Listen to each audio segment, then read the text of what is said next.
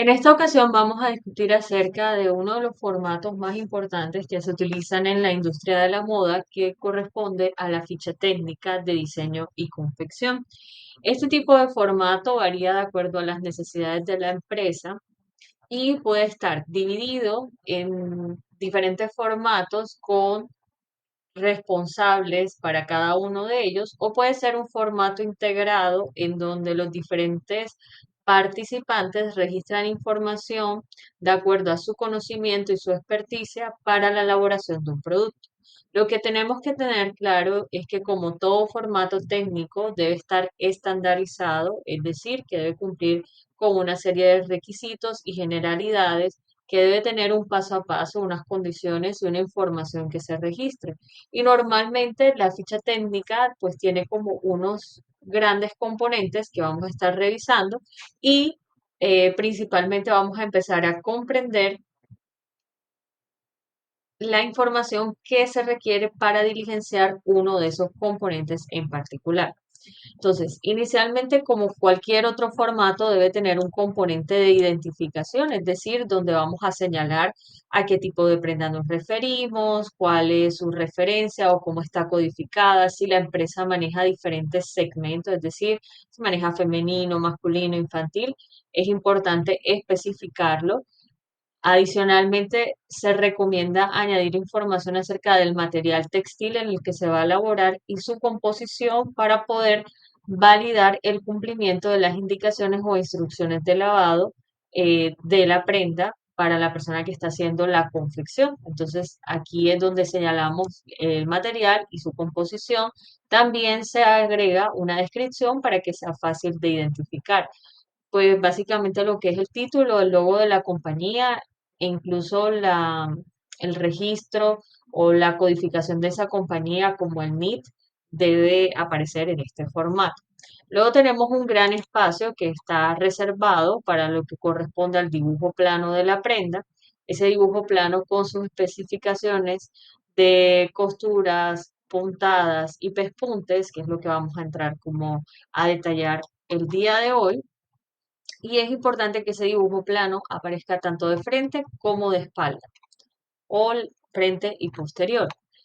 Este formato en particular tiene del lado derecho una serie de información clave de vista rápida, pues digamos, esta es como el equivalente a la primera hoja de la persona que va a seguir en el proceso, es decir, esto se elabora inicialmente por el diseñador, luego pasa al patronista, del patronista al cortador, del cortador al operario y del operario al supervisor de calidad, es decir, que debe tener o contener la información necesaria para que cada una de esas etapas o fases o actividades pueda desarrollarse de manera correcta. Aquí, en esa vista rápida, vamos a encontrar lo que se conocen como puntos críticos, que son aquellos aspectos relevantes dentro de la prenda que es importante tenerlos en cuenta al momento que se va a elaborar, ya sea para el patronista, para el cortador, para el operario y para el supervisor, para que presten mucha atención sobre eso. Digamos que son aquellos aspectos que definen a la prenda y que deben ser señalados en este punto. También tenemos la información en cuanto a piezas que debe ser registrada por el patronista, donde especifica de acuerdo al número de materiales en los que esté desarrollado la prenda, que puede ser que una blusa sea el frente de un material, las mangas de otro, entonces hay que codificar los materiales y para cada material especificar el número de piezas que va a llevar. Inclusive se debe señalar si lleva entretela, lo que conocemos como interlón, dentro de la prenda.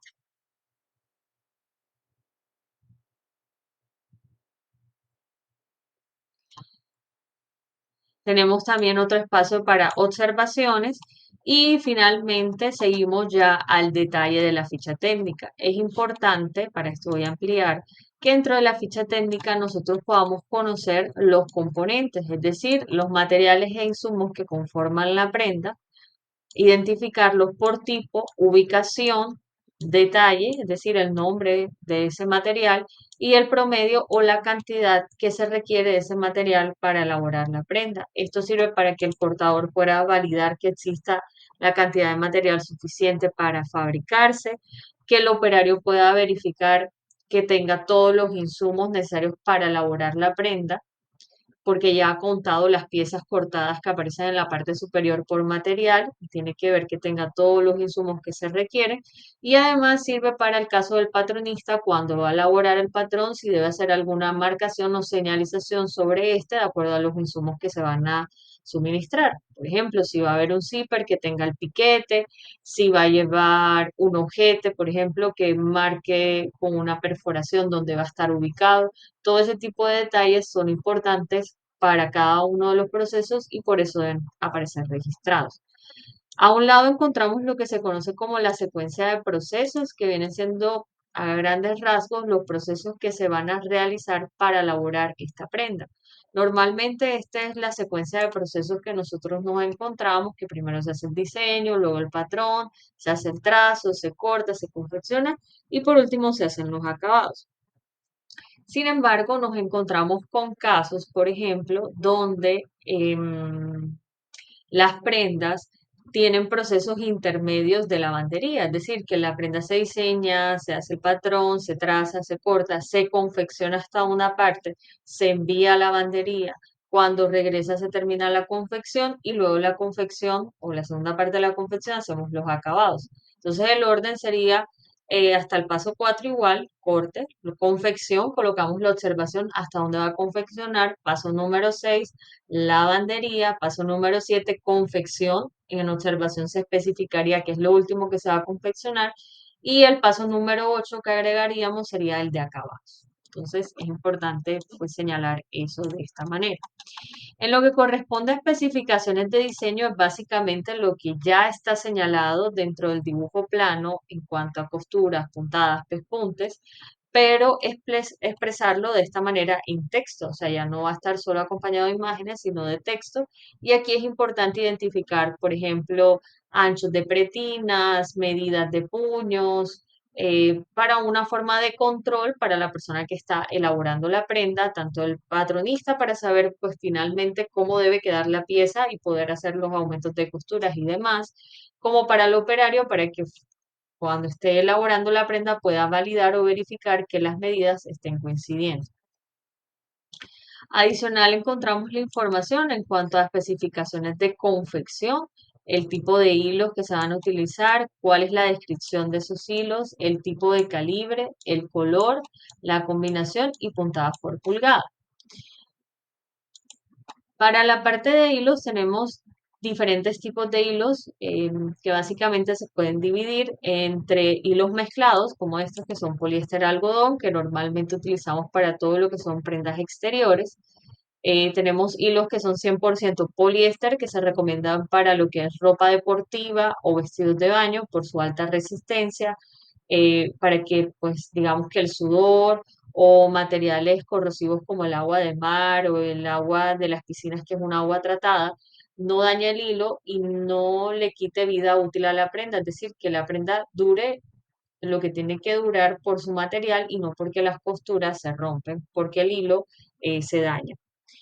Entonces encontramos también que existen los hilos y también la hilaza, que ya vamos a ver de qué se trata la hilaza y para qué se usa, que principalmente es para la máquina de sobrehilo o fileteadora. Y nosotros vamos a indicar, esto será para costuras internas, para pespuntes o para la puntada de sobrehilo. El calibre del hilo se refiere al grosor del hilo que yo voy a utilizar. Entre más grande sea el número del calibre, más grueso es, perdón, más delgado es el hilo. Es decir, que si yo hablo de un calibre 120 versus un calibre 25, el hilo calibre 120 va a ser más delgado que el hilo calibre 25.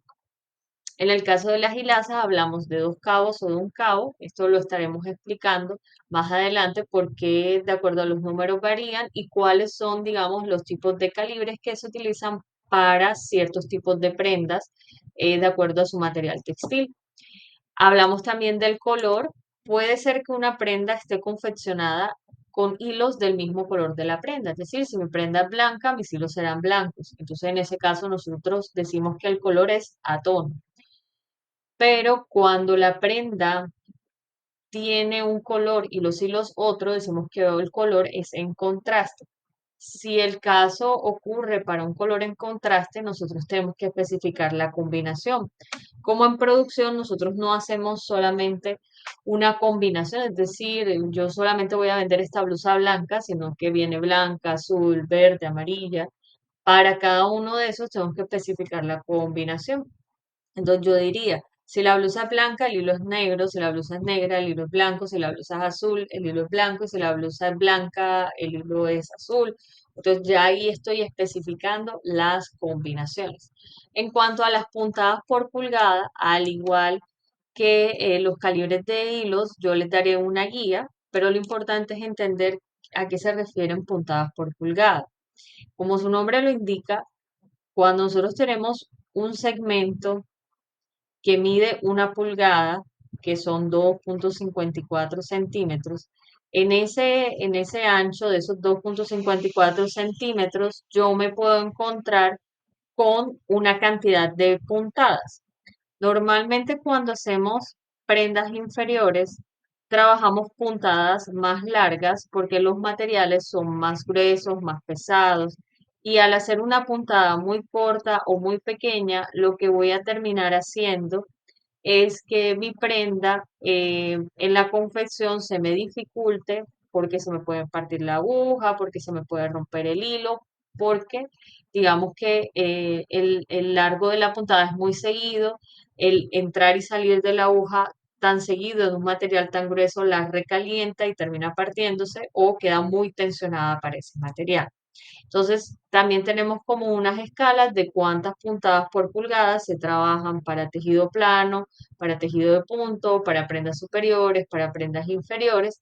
Y esas escalas que vamos a estar trabajando, normalmente las empresas las estandarizan para sus tipos de productos, así como los calibres de los hilos. Entonces, ellos establecen, siempre que trabajemos este tipo de prenda en este tipo de material, este será nuestro calibre y estas serán nuestras puntadas por pulgada.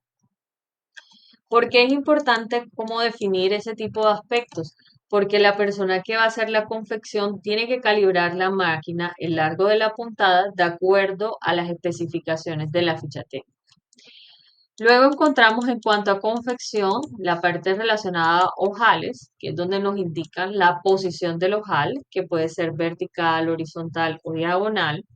La cantidad de ojales, digamos, si yo tengo una pechera, puede ser que yo tenga 8 ojales verticales, entonces posición vertical, cantidad 8, ubicación pechera. Pero en la banda o pie de cuello, la posición es horizontal, la cantidad es 1 y la ubicación es banda o pie de cuello. Así nosotros debemos especificar también para la elaboración de los patrones, se puedan hacer las plantillas de ojales y botones. En el caso de botones, se indica el tipo de botón, que ya ustedes estuvieron estudiándolo en unas sesiones anteriores, que tenemos si es un botón plano, si es un botón irregular, si es un botón forrado, si es un botón a presión. Todas esas variedades nosotros vamos a especificarlas acá. Luego vamos a indicar la línea del botón, si será línea 24, 28, 32, 16, qué línea o qué tamaño de botón, cantidad de botones que lleva, el color y la combinación, que funciona igual que en el caso de los hilos. Si el botón es del mismo color de la prenda, entonces colocamos a tono. Si es un color diferente, colocamos contraste y vamos a especificar para las diferentes variaciones de color cómo serían las combinaciones de botones. Vamos a especificar el tema de dobladillos de acuerdo al material que vamos a estar revisando a continuación. Y también aquí esta parte de muestra de materiales va en coherencia con la parte de componentes. Es decir, los mismos componentes que son los materiales e insumos que hacen parte de la prenda, yo los voy a colocar acá con fotografías. Esto pues digamos es como nuestra primera parte de la ficha técnica. Aquí en la parte inferior derecha encontramos si la prenda lleva algún tipo de acabado, se debe especificar acá. Y si no, pues estos espacios se dejan vacíos. Tenemos otro componente que se no sé cómo desglose, que es donde nosotros vamos a visualizar los patrones con toda la nomenclatura y especificaciones técnicas para elaborar esa prenda. Y por último, nos encontramos con la secuencia operacional, que ya viene siendo en máquina, cuáles son las operaciones que yo tengo que realizar, cuál es el orden para poderlas desarrollar, en qué máquinas las elaboro, cuánto tiempo necesito para cada una y además las identifico separándolas por operaciones de preparación, operaciones de ensamble y operaciones de terminación. Tengamos en cuenta que las operaciones de preparación son todas aquellas que, como su nombre lo indica, me ayudan a preparar. O sea, eso es como el trabajo que yo hago previo para organizar ya lo que va a ser la unión de piezas, que eso le llamamos ensamble. Y por último, las operaciones de terminación, o también conocidas como de acabado, son donde vamos a finalizar la prenda, como hacer ojales, dobladillar, planchar, entre otros. Aquí este es un ejemplo de una ficha técnica para que ustedes puedan ver como la cantidad de componentes que la conforman y vuelvo y digo, estos son formatos que varían de acuerdo a las empresas y sus necesidades. Ahora bien, vamos a ver en la segunda parte de este video lo que corresponde a la guía para la elaboración de esa ficha técnica en cuanto a costuras, pespuntes y detalles.